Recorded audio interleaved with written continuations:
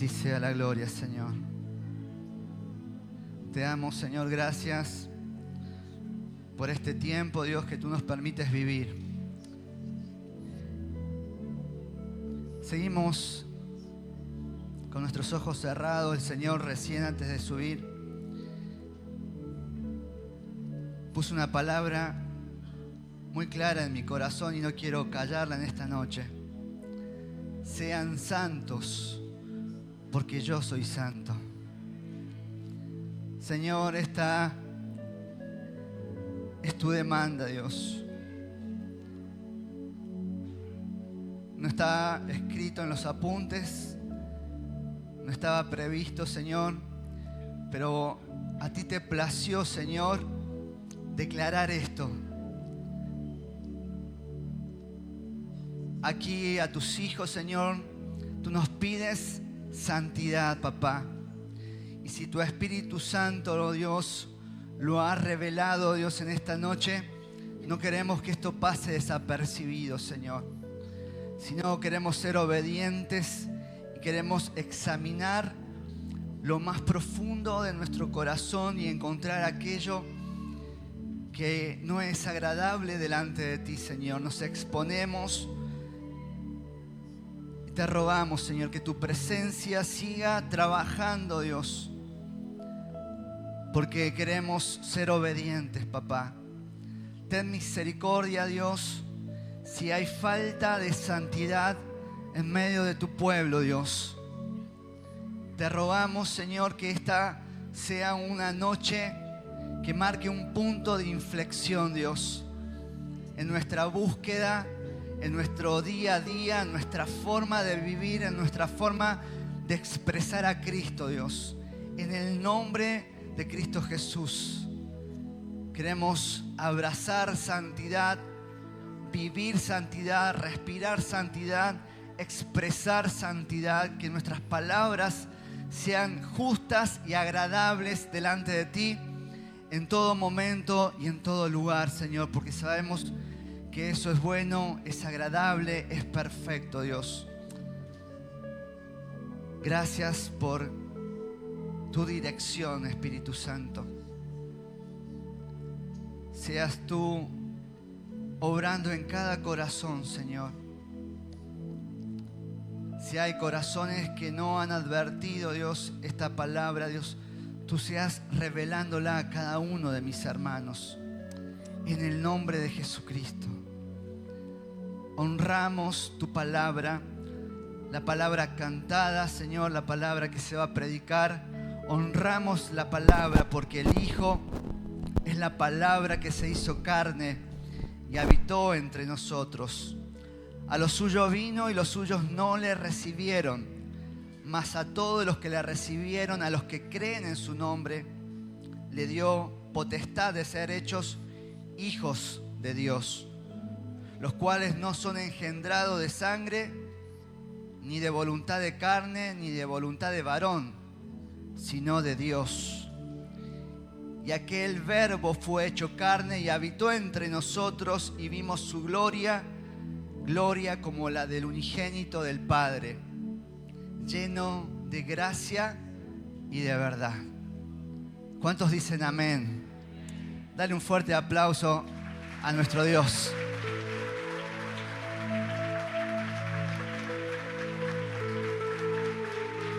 Gracias, Señor.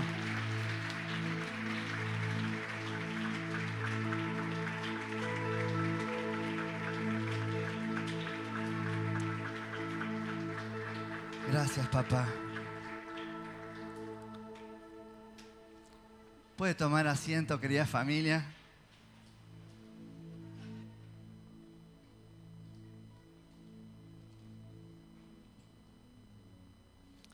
Buenas noches.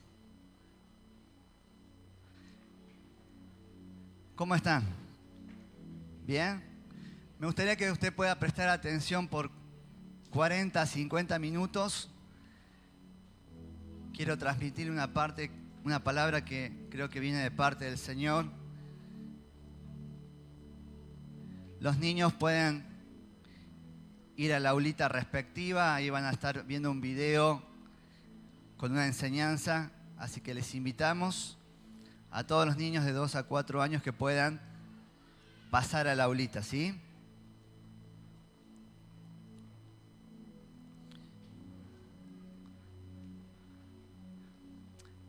La palabra de hoy es una extensión de lo que estuvimos compartiendo el domingo pasado. Por favor, todos aquí, ¿sí? Necesitamos que podamos estar atentos por 40 minutos a lo que Dios quiere hablar. Amén, ¿sí? Recuerde que la reunión es un continuo. No es que voy a llegar justo para la palabra, que es lo más importante, sino que desde el inicio hasta el fin el Señor habla. ¿Cuántos están de acuerdo? A ver, levante su mano. Amén. Entre panes, peces y discípulos que no fueron. Vamos a estar retomando algunos puntos para profundizar y poder avanzar en lo que Dios quiere que se hable en esta noche. Amén. Bien, la palabra está basada en el capítulo 6 del libro de Juan, en la que vemos distintas situaciones que tienen que ver con el título de esta palabra. Habla de multiplicación de panes, habla de el pan de vida y también habla de Cristo pronunciándose uno de los yo soy que Él habla en su palabra. Yo soy el pan de vida. Amén. Y en el capítulo 6 comienza hablando sobre la multiplicación de los panes y los peces. Y dice así: después de esto Jesús fue al otro lado del mar de Galilea, el de Tiberias, y le seguía una gran multitud porque veía las señales que hacía en los enfermos.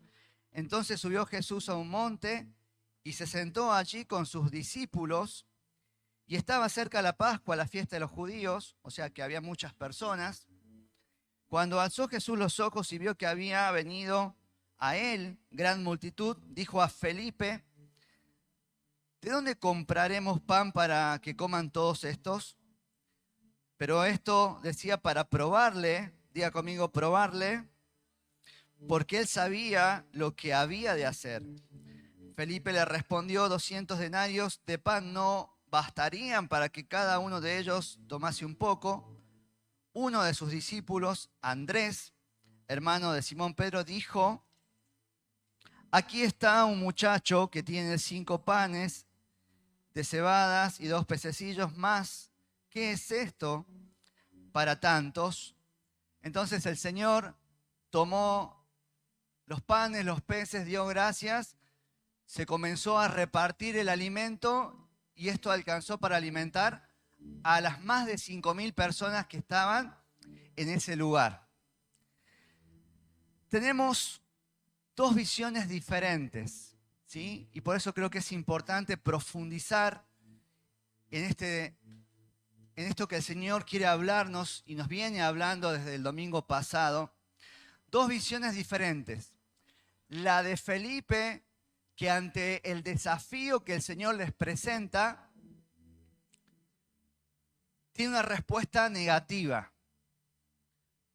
No busca una solución, sino que se encuentra en una dificultad. Entonces reacciona, inclusive no le responde al Señor lo que el Señor le pregunta. Por otro lado tenemos la visión de Andrés, que busca una solución. No sabe si es la mejor, si es la adecuada, pero esto es lo que hay, Señor. Entonces, esto habla mucho de estos dos líderes que estaban organizando este gran congreso evangelístico juntamente con Jesús. Llegaba una multitud y Jesús le plantea este desafío. Les plantea este desafío. De hecho, la palabra de Dios dice que era para probarlos.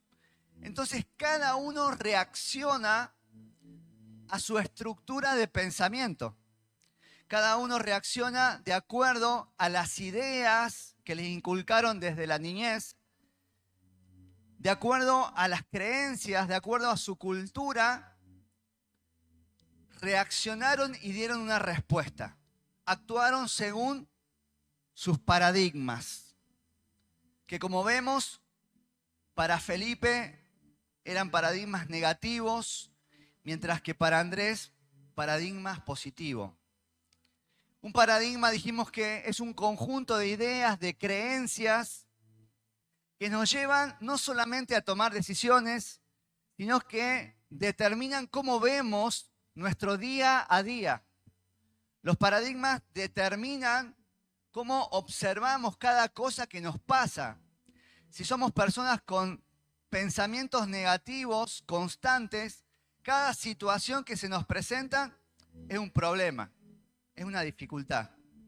Mientras que esa misma situación para otra persona que se crió de otra manera, con otra estructura de pensamiento, con otra cultura, es una alternativa o una posibilidad de crecimiento.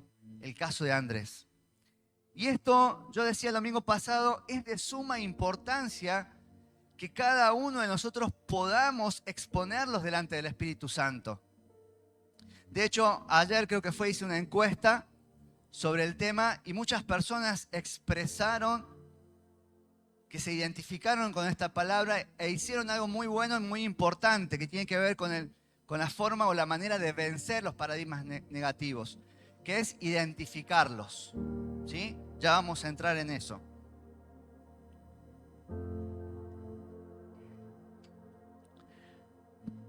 Pero el tema de los paradigmas es un tema determinante y de suma importancia.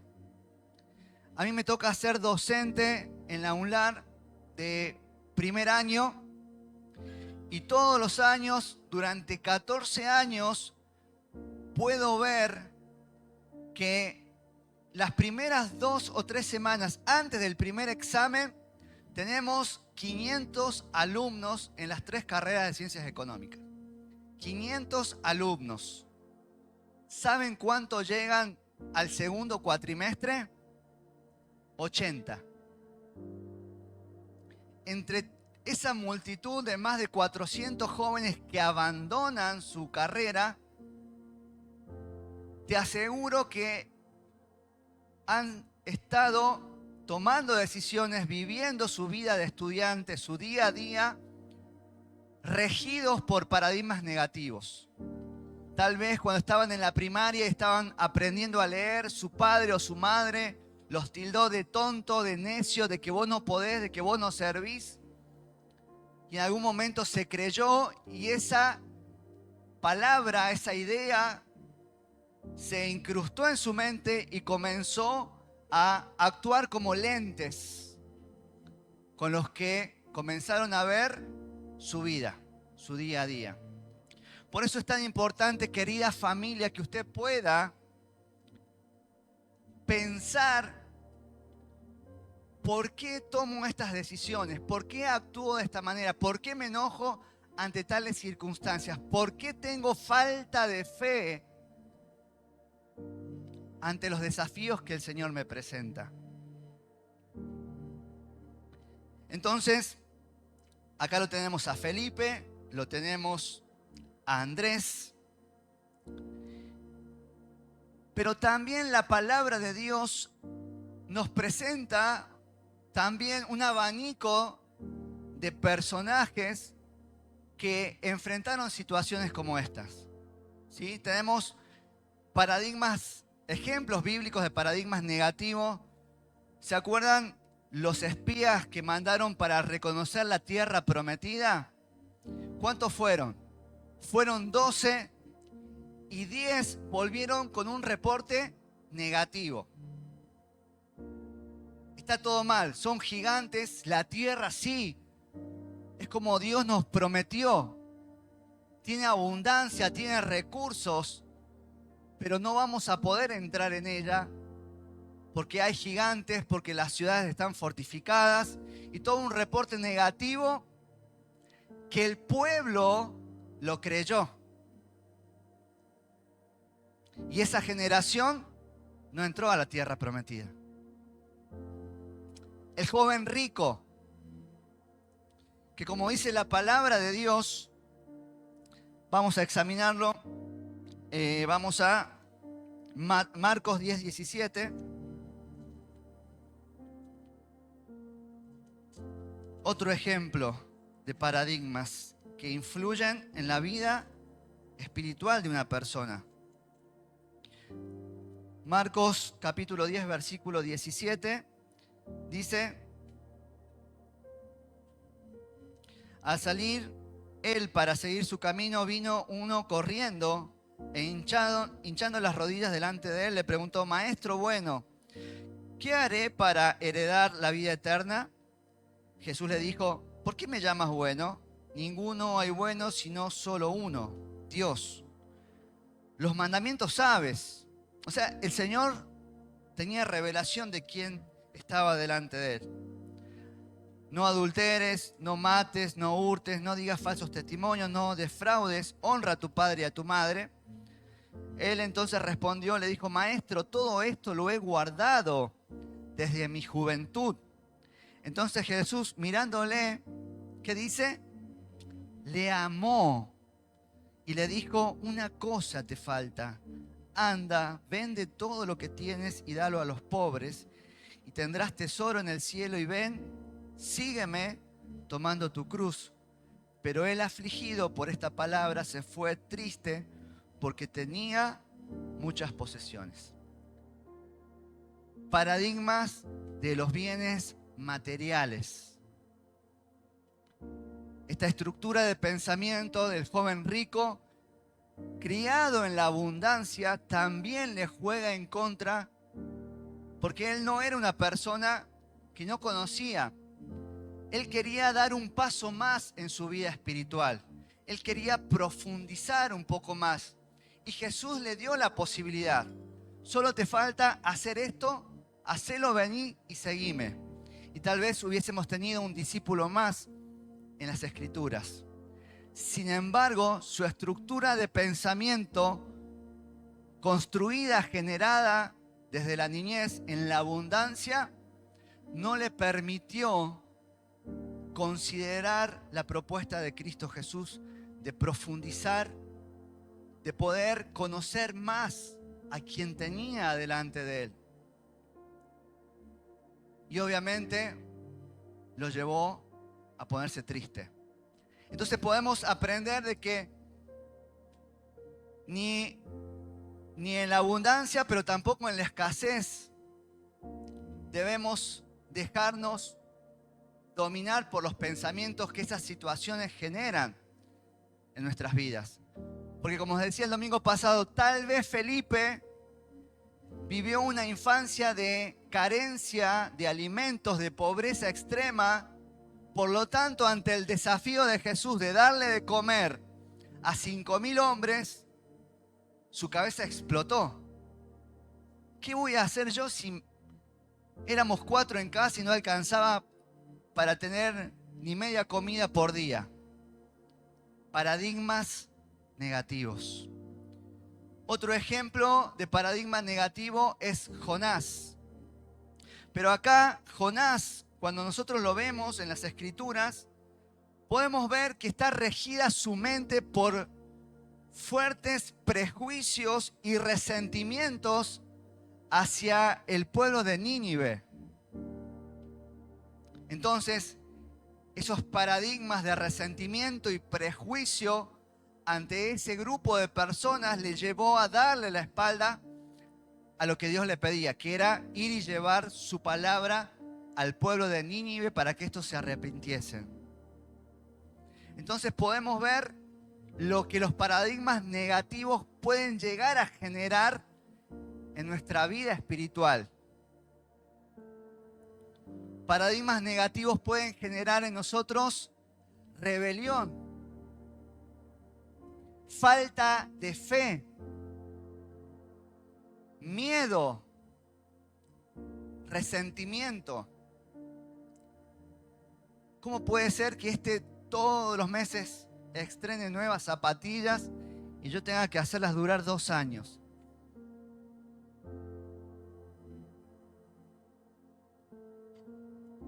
Resentimiento. que nos apartan de la buena relación de la comunión con mi hermano. Los paradigmas negativos también generan frutos de prejuicios. Lo vemos a Jonás. Albert Einstein decía, triste época la nuestra. Es más fácil desarmar un átomo que desarmar un prejuicio. Paradigmas negativos. La palabra de Dios también nos habla de paradigmas positivos. Entre los 12 espías, 10 vinieron, dijimos, con reportes negativos, pero 2, Josué y Caleb, con un reporte positivo. ¡Wow! La tierra tiene todo lo que Dios nos prometió. Está bien, hay gigantes, pero en el nombre del Señor podremos vencerlos. Vamos, entremos, planteemos una estrategia. Estamos a un paso de recibir la promesa de Dios para nuestras vidas.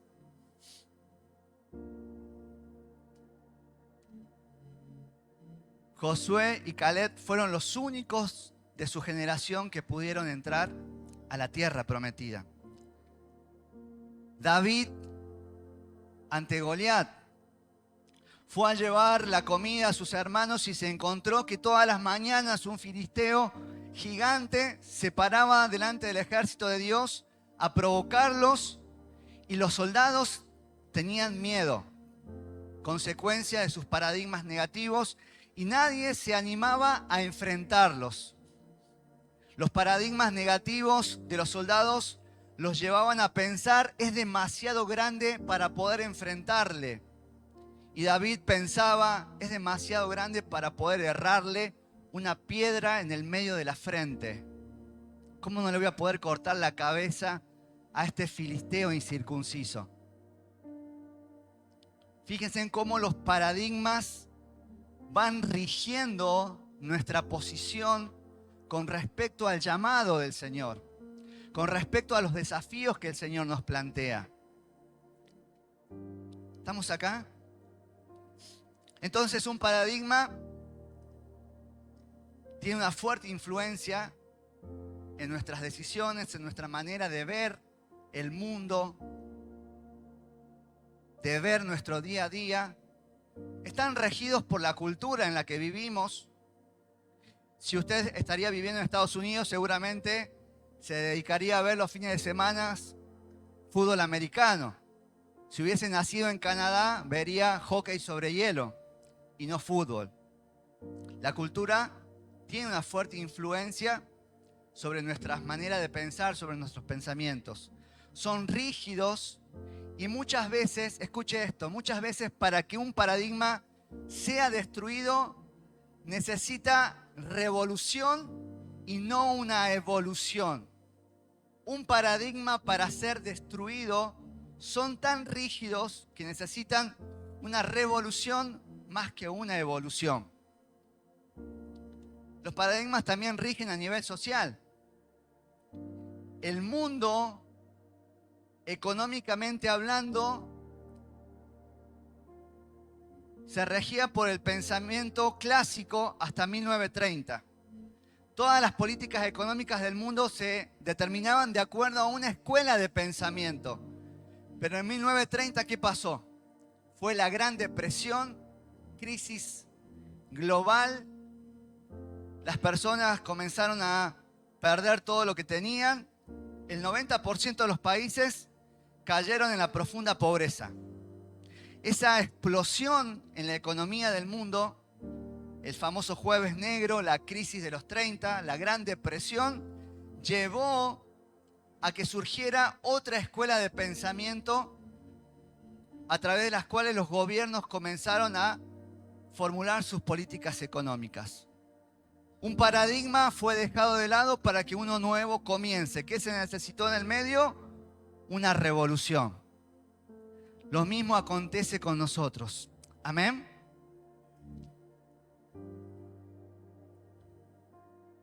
Fíjense en qué impresionante lo que recibieron cada uno de los líderes que rigieron su vida de acuerdo a los paradigmas positivos.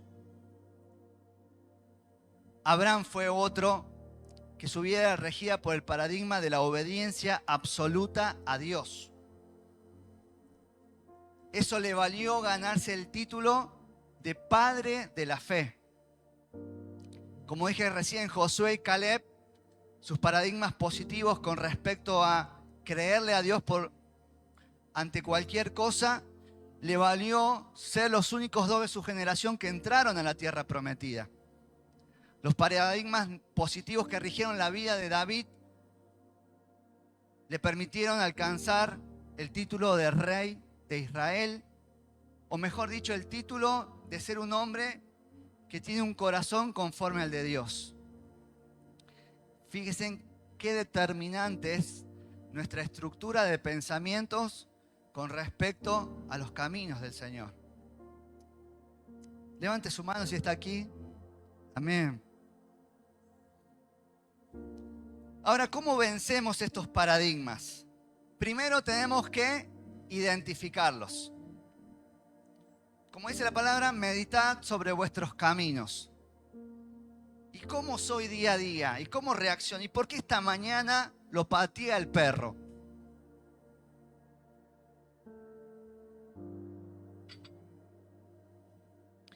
¿Y por qué me enojé con Dios cuando no pasó esto? Meditar sobre nuestros caminos, identificarlos, luego cuestionar la validez de ese paradigma. Cuestionar la validez de ese paradigma. Si toda la vida me dijeron que era un tonto, que no podía, la palabra de Dios dice otra cosa. Todo lo puedo en Cristo que me fortalece. Cuestionar la validez de ese paradigma. Tener cuidado con las personas que me estoy rodeando todos los días. No sea que ese grupo de amigos sean los que refuerzan esos paradigmas negativos. Analizar con quién me estoy juntando. Cambiar la mentalidad, renovar la mente. Ya vamos a ir a Romanos 12. Oración y meditación en la palabra de Dios.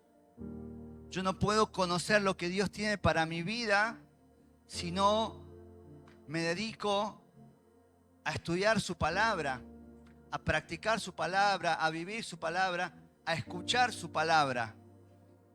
Y le estoy dando lugar a otras voces que quieren reforzar lo negativo en mi mente. Amén.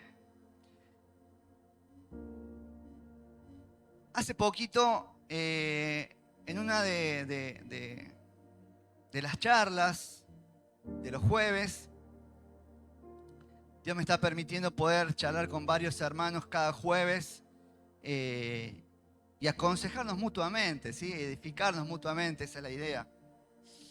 Y hablando con Carlos, él me permitió contar esto, ¿sí? Obviamente. Él me manifestaba en una de las charlas que él veía como sus relaciones interpersonales siempre como que él chocaba, como que problemas, conflictos, y cada cosa que le hacían él como que la tomaba muy a pecho y lo lastimaba, y eso lo llevaba a no tener buenas relaciones interpersonales hasta que decidió, con la ayuda del Señor, a dejar esos pensamientos de lado. Y eso le significó un crecimiento en las relaciones interpersonales. Eso le significó la posibilidad de conocer en mayor profundidad a los hermanos de la iglesia y poder ser bendecidos por ellos, poder nutrirse de ellos. Solamente tuvo que descartar un pensamiento negativo para que el Señor pudiera bendecir su vida. Amén. Meditad sobre vuestros caminos, dice la palabra de Dios. Y la clave está en un libro, el libro de Romanos capítulo 12. Hay dos versículos que son muy poderosos con respecto a esto de derribar estructuras de pensamientos que nos llevan a no poder disfrutar todo lo que Dios tiene para tu vida. Romanos 12, vamos a leer del versículo 1 al 2. Dice así, Romanos capítulo 12, versículo 1 al 2. Hermanos, os ruego, por las misericordias de Dios, que le presentéis vuestro cuerpo como un sacrificio vivo y santo, que le sea agradable, porque esto es la única clase de culto que es verdaderamente espiritual. Esta versión sigue, porque dice, y todo es una sola conjunción, y que no amoldéis vuestras vidas a las caprichosas modas de este mundo, sino transformaos independientemente de él, o sea, del mundo, es decir, por medio de la renovación de vuestra mentalidad, hasta que experimentéis una verdadera transformación en la misma esencia de vuestro ser, para que en vuestra propia vida comprobéis que la voluntad de Dios es buena, es agradable y es perfecta. Amén. La palabra clave en el versículo 1 es culto. ¿Qué nos está queriendo decir el apóstol Pablo? El culto tiene que ver con servicio, con entrega. No quiero tomar mucho tiempo en cuestiones del griego, etcétera, etcétera, sino que esta expresión lo que Pablo quiere decir es hacer lo que se espera de nosotros en el lugar que estemos, lo mejor posible para darle la gloria a Dios. Ese es nuestro culto racional, eso es nuestro día a día. Eso es lo que Julio tiene que hacer en la fábrica, Ezequiel en la escuela, donde da clases, y así cada uno en su trabajo tiene que tomar su oficio, Luisito con la carpintería, todo lo que estamos haciendo, dice Pablo, tenemos que hacerlo para el Señor, para darle la gloria al Señor. Leo de nuevo. Hacer lo que se espera de nosotros en el lugar que estemos, lo mejor posible para darle la gloria a Dios. No tenés que esperar el sábado para servir en algún lugar, no tenés que esperar al domingo. Obviamente servimos el sábado, servimos el domingo, pero el lunes, a donde estemos, lo que nos toca hacer, en el área en donde nos toca desempeñarnos, debemos hacerlo de la mejor manera posible para engrandecernos nosotros. ¿Dice así? Para la gloria de Dios. O sea que si sos bueno en lo que haces, Luisito, no te agrandes. Están muy buenos los muebles. Te recomendé esta semana a una compañía de trabajo. Pero la gloria es para Dios. Amén. Esto es lo que dice Pablo con respecto al culto racional. ¿Y por qué me interesa recalcarlo? Porque tiene que ver con todo un proceso para que los paradigmas negativos sean desarraigados de nuestra cabeza, de nuestra mente. Amén. Entonces Pablo acá nos está diciendo lo que nos toca hacer día a día, hacerlo de la mejor manera posible para darle la gloria a Dios. Yo les cuento un secreto. Cada vez que voy llegando a la universidad, hago la misma oración. Señor, te pido que esta clase sea clara, dinámica, que los alumnos puedan sacarse todas las dudas en el nombre de Jesucristo. Amén. Y entramos a la universidad. Todo lo que hagamos, hacerlo para el Señor. Obviamente que hay que dedicar tiempo en preparar las clases, etcétera, etcétera. Pero muchas veces las clases bien preparadas ocurren cosas inesperadas y no son como pensamos o como queremos. Así con todas las labores. Todo lo que hagas, lo que te toque hacer, jóvenes, los que estudian. Por ahí escucho padres que me dicen, no, pero mi hijo se llevó tantas materias. Hay algo que acá no concuerda con esa realidad. A ver, hacer lo que se espera de nosotros en el lugar que estemos, o sea, la tarea que te toque hacer, si barrer la vereda, estudiar, trabajar, lo que nos toque hacer, lo mejor posible para darle la gloria a Dios. Eso expresa el versículo 1 del capítulo 12 de Romanos. Amén. Así que los estudiantes a estudiar a fondo. Amén. Cualquier cosa papá me dice. Pero vamos con el tema de las estructuras de pensamiento. Tiene que ver esto, es importante, para que las estructuras mentales negativas se vayan cayendo. A partir de ahora, lo que yo hago, lo hago para el Señor y de la mejor manera posible. Y en ese accionar, buscando la perfección, en barrer la vereda de la casa, en hacer la cama, en lavar los platos, en estudiar, en trabajar, en armar un mueble, en martillar un clavo y pegarme en el dedo, la gloria es para el Señor y lo tengo que hacer de la mejor manera posible y el Espíritu Santo va a ir trabajando en nuestro interior. Amén. Pero no termina ahí. La segunda palabra dice, no amoldéis. Tiene que ver con una cuestión externa, ¿sí? Constantemente estamos cambiando, nuestro cuerpo se va envejeciendo. De hecho, hoy me tenía que coser un botón y no podía enhebrar.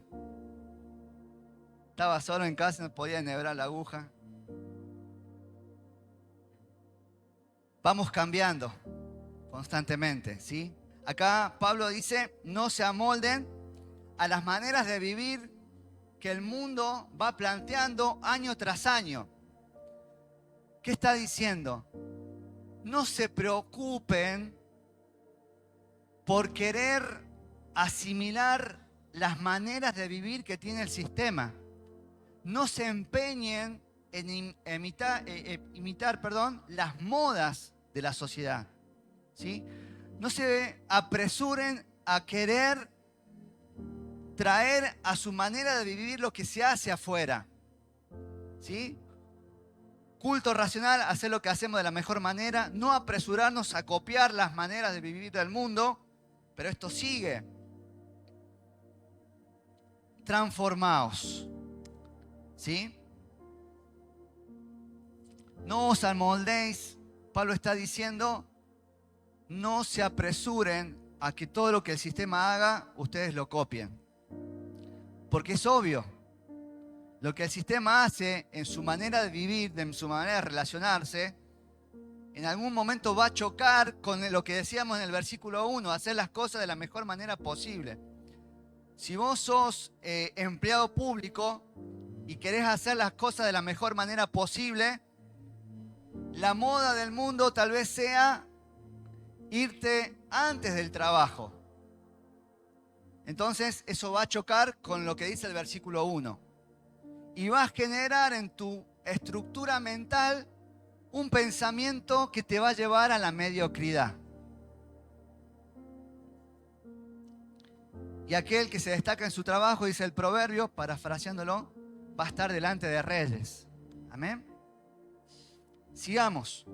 Transformaos. Acá ya habla de algo más profundo. Morfe tiene que ver con naturaleza esencial e inalterable de algo. Para sintetizar y no entrar en demasiados tecnicismos teológicos. Lo que Pablo está diciendo es que nuestro ser interior se vaya transformando. Que nuestro egocentrismo cambie a cristocéntrica, ¿sí? Nuestra vida, nuestra mentalidad. Y ese era el pensamiento de los discípulos que le dieron la espalda al Señor. Ese era el pensamiento de los discípulos que no fueron. Tenían su vida centrada en sí mismos. Por eso lo buscaban, porque querían pan, porque querían un milagro, porque querían satisfacer un deseo material y personal, y nunca vieron quién era realmente Jesús. Entonces Pablo dice, tenés que cambiar pasar del egocentrismo al cristocentrismo en tu vida interior. Amén.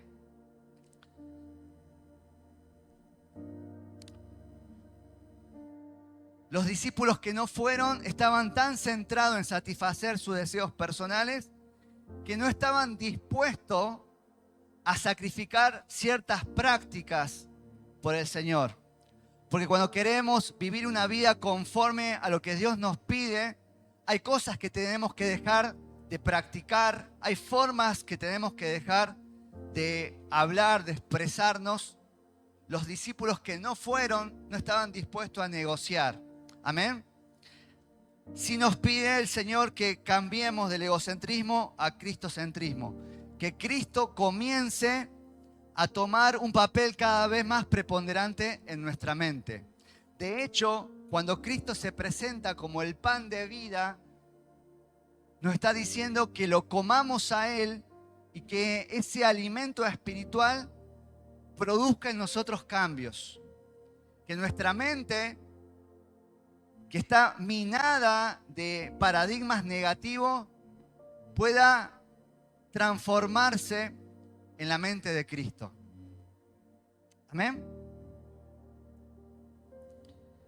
El pan de vida. Pablo está diciendo acá, cambien su mentalidad por la mente de Cristo.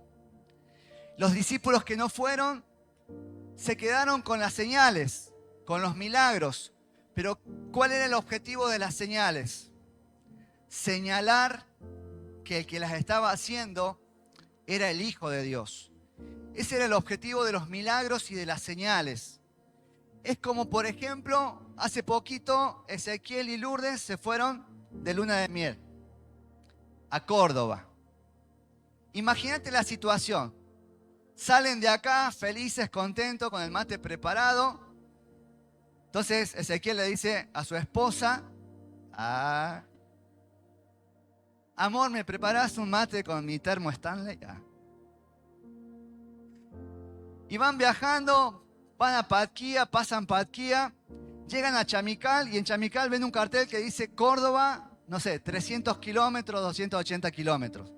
Entonces ve ese cartel, Ezequiel estaciona el auto, se baja.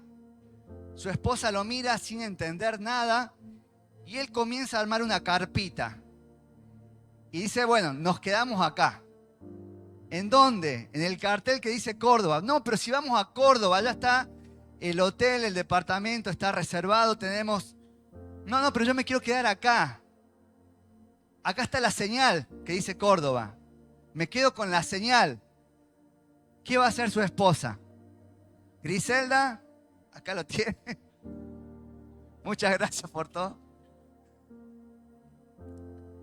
Los judíos estaban acostumbrados a las señales. Jesús le hablaba del pan de vida y ellos ¿qué le respondían? No, porque nuestras generaciones anteriores recibieron el maná que cayó del cielo, pero Cristo estaba diciendo, dejen esa mentalidad, acá hay algo eterno. Sus padres comieron ese maná y se murieron. Terminen con esa manera de pensar, de abrazar las señales del pasado, siendo que yo les planteo algo mucho mejor, algo eterno, un pan que si lo comen van a tener eternidad. Y no entendieron lo que el Señor les quería decir. De hecho, voy a ir avanzando.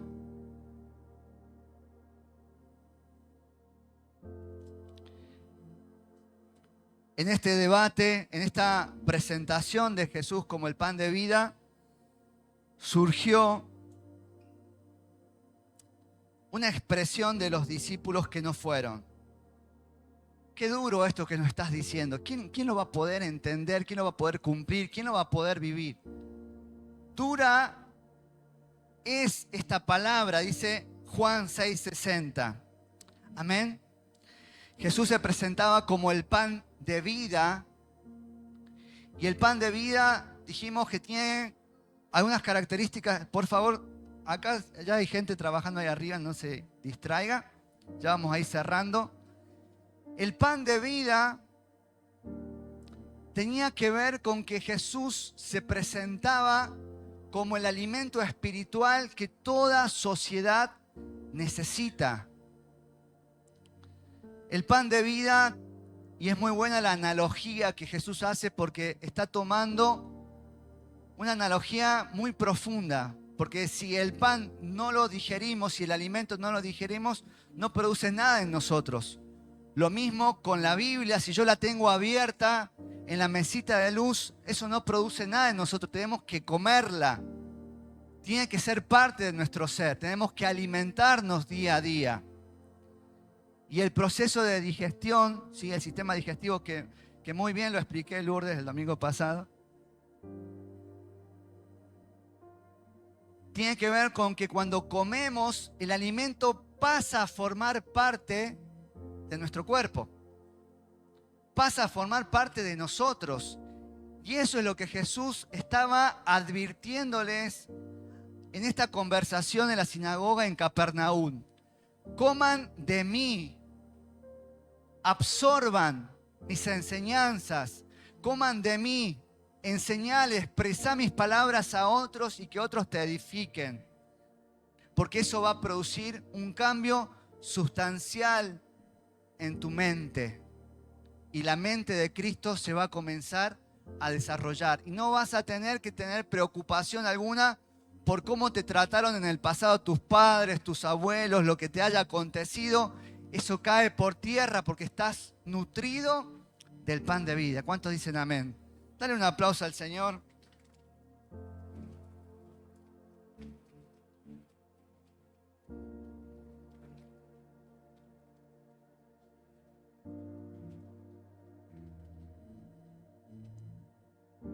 Ellos dijeron, al oír todo esto del pan de vida, muchos de sus discípulos, no la multitud, sus discípulos dijeron, dura es esta palabra, ¿quién la puede oír? Dura quiere decir difícil de aceptar, ¿sí? El cristianismo es fácil de entender, pero difícil de aceptar. ¿Amén? El cristianismo implica responder a la demanda de una vida totalmente entregada al Señor. El cristianismo implica una demanda según los estándares morales de alta calidad que plantea la palabra de Dios. Como dije al principio, el Espíritu Santo me hablaba antes de comenzar la reunión y me decía, sed santos porque yo soy santo. Ese es el estándar moral que plantea el cristianismo. Y ese es el problema que la gente y la sociedad tiene con el cristianismo. Si no me cree, veamos estas estadísticas. Muchas veces los números hablan más fuerte que las palabras.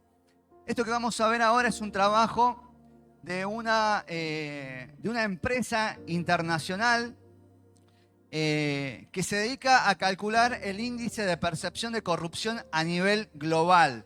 Está en más de 100 países y lo que hace es calcular el índice de cuánto avanza o disminuye la corrupción en el mundo, ¿sí? Esto es lo que dice para el 2023. Hay un debilitamiento de los sistemas de justicia que deja la corrupción sin controles. Esto es a nivel mundial. Avancemos. El índice de percepción de la corrupción de 2023 muestra que la corrupción está prosperando en todo el mundo. Otro más. Ahí podemos ver los países con más color rojo, naranja, es el nivel de corrupción alto, y los países con color verde es bajo, ¿sí? ¿Cuál es el informe? Gracias, chicos. El informe es que la corrupción aumentó del 2022 al 2023 en todos los países del mundo. O sea que la corrupción no es una cuestión de un color político, no es una cuestión de Argentina, no es una cuestión de los países latinoamericanos, de nuestra región, es una cuestión del ser humano. Por eso el mensaje de Cristo es bonito, es llamativo, está bueno. De hecho, mis compañeros de trabajo me dicen, qué buena la gente que va a tu iglesia, qué bueno lo que hacen, pero bueno, vení, comprometete, vení, buscar de Dios vos también. No, está bien. Déjame con mis niveles de moral bajo, que estoy cómodo. Ese es el gran desafío, la gran demanda del cristianismo, por lo cual, como vimos recién, el mundo no está dispuesto a aceptarlo. ¿Cuántos dicen amén?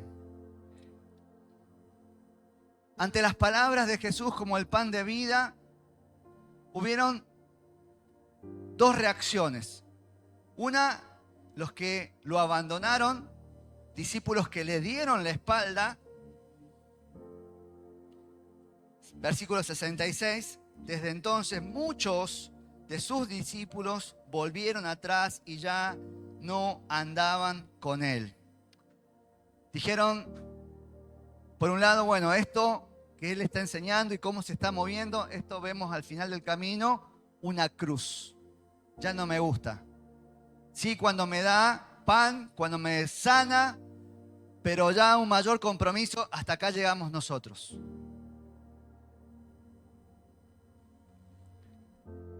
Esto de amar al enemigo, esto de la otra mejilla, de la milla extra, que tiene que ver con una expresión de protesta pacífica, tampoco me gusta, porque yo le pedí a Dios que mande un Mesías que venga con un ejército y mate a todo el imperio romano. No me gusta esto, ¿sí? No va con mis niveles de moral. Nos vemos, Jesucristo, hasta la vista. Y esto nos deja una enseñanza con respecto a los discípulos que abandonaron. Cuando vos venís a Jesús solamente a buscar lo que Él te puede dar y no estás dispuesto a dar vos algo por tu hermano, tarde o temprano le vas a terminar dando la espalda. Si vos solamente venís al Señor para buscar algo, prosperidad, bienes materiales, sanidad, pero no estás dispuesto a entregar nada, tarde o temprano le vas a dar la espalda. Muchas personas han llegado a la iglesia porque han recibido milagros, pero cuando la efervescencia de la felicidad del milagro comenzó a bajar, hasta acá llegamos. Cuando el Señor comenzó a demandar mayor profundidad en la relación individual con algunos hermanos, hasta acá llegamos. Esto no estoy dispuesto a dejarlo para seguir en mayor profundidad al Señor. Y en eso consiste el cristianismo. El cristianismo no es una filosofía que yo deba aceptar o una teoría que yo deba adherir. El cristianismo es darle una respuesta personal a Jesucristo. Es todo o nada. Tibio no le sirve a nadie. Te vomitaré de mi boca. Te prefiero frío o caliente, pero no tibio. Cristo nos da, nos bendice, pero cuando queremos profundizar en su relación con Él, hay cosas que debemos dejar de practicar. Y ahí está la cuestión. No todos están dispuestos a dejar cosas para seguir en una relación más profunda con el Señor. Dijimos entonces que hubieron los que lo abandonaron, pero estuvieron los que declararon fidelidad, lealtad. Y ahí suena la voz de Pedro. ¿Quién más podría ser? Jesús le dice, dijo entonces Jesús a los 12, versículo 67, ¿queréis acaso iros también vosotros? Le respondió Simón Pedro, Señor, ¿a quién iremos? Tú tienes palabra de vida eterna y nosotros hemos creído y conocemos que tú eres el Cristo, el Hijo del Dios viviente. Amén. Acá vemos dos cuestiones. Usa dos palabras muy importantes, Pedro. Y nosotros hemos creído y conocemos. Creímos y conocemos. Creímos tiene que ver con una acción continua. Hemos creído en Jesús, creemos en Jesús y vamos a creer en Jesús hasta la muerte.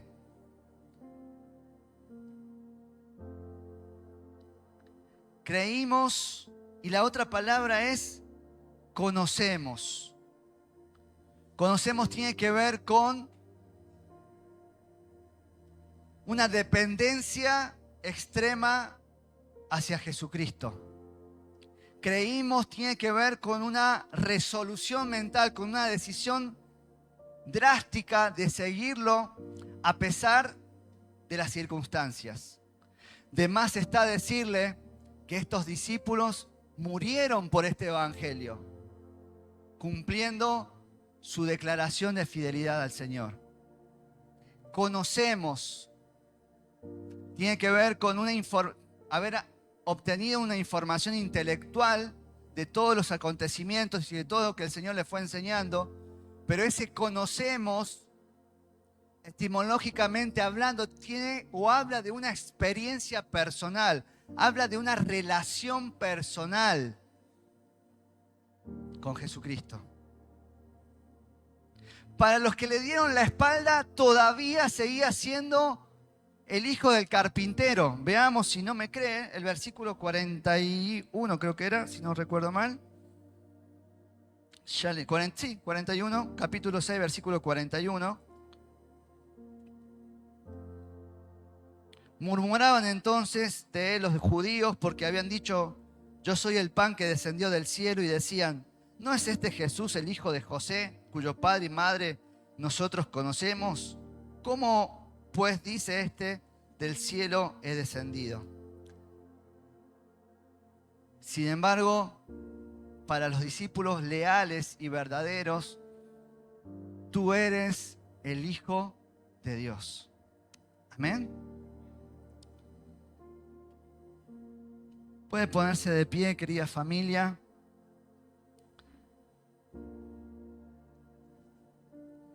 Si hay alguien que sabe de derribar paradigmas, y hay todo un libro en la Biblia que habla de estas situaciones. De hecho, el primer capítulo dice las calamidades de Job. Así que imagínense lo que vivió Job. Y Jesús utiliza las pruebas para que nuestra fe crezca, para que nuestra fe se desarrolle, para formarnos líderes fuertes. Pero a Job se le fue un poquito la mano. De hecho, la palabra de Dios, el Espíritu Santo, quiso que quedara claramente en los primeros capítulos del libro de Job. Usted va a leer que Satanás se presentó delante de Dios y le dijo: claro, Job es perfecto porque nunca nadie lo ha tocado. Y Dios le autorizó a Satanás a tocarlo. ¿Sí? Y pasó situaciones extremas, a tal punto que perdió su familia, perdió su riqueza. Sin embargo, el libro de Job termina en capítulo 42, versículo 5. De oídas te había oído, mas ahora mis ojos te ven. Y esto tiene que ver con conocer. De oídas te había oído quiere decir conocía porque alguien me había hablado de Dios. Pero ahora mis ojos te ven quiere decir te conozco en profundidad. ¿Gracias a qué? A las pruebas que atravesó. Sus paradigmas fueron negativos, fueron derribados a pesar de la integridad de Job, y pudo experimentar este conocimiento profundo del Señor. Amén. Denle un fuerte aplauso a nuestro Dios.